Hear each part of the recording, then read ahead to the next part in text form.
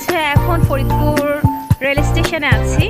আমরা সবাই যাচ্ছি হচ্ছে কাউন্টারে, দেখবো যে টিকিট কত করে। বিকজ আমরা শুনেছি যে কনভিনিয়েন্ট হয়, আর হচ্ছে যেতেও নাকি 2 ঘন্টার মতো সময় লাগে, আর ভাড়াটাও নাকি একটু রিজনেবল। সো লেটস সি, দেখা যাক।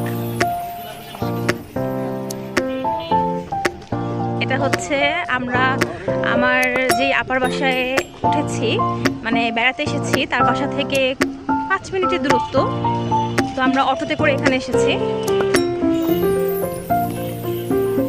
আর এই যে দেশি মুরগি দেখতে পাচ্ছেন, আসলে ঢাকায় দেশি মুরগি এরকম পাওয়া যায় না, সব কক। তো এখানে অরিজিনাল দেশি মুরগি পাওয়া যায়। সো আমরা হচ্ছে আজকে রাতে এটাই খাবো। এই যে আমরা চলে এসেছি রেল স্টেশনে।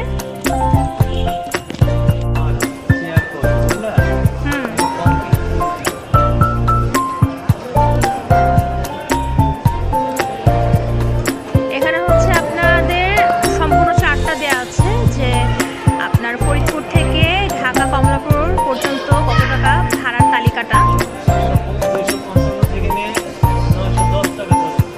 আচ্ছা, 255 টাকা হচ্ছে আপনার শোভন চেয়ার যেটা, আর হচ্ছে না শোভন শ্রেণীর ভাড়া হচ্ছে 305 টাকা। বিভিন্ন ক্যাটাগরির ভাড়া দেওয়া আছে এখানে। চেয়ার কোচ 405 না? এটা কি এসি আব্বা? না, এসি বাট, এসি বাট 905 টাকা,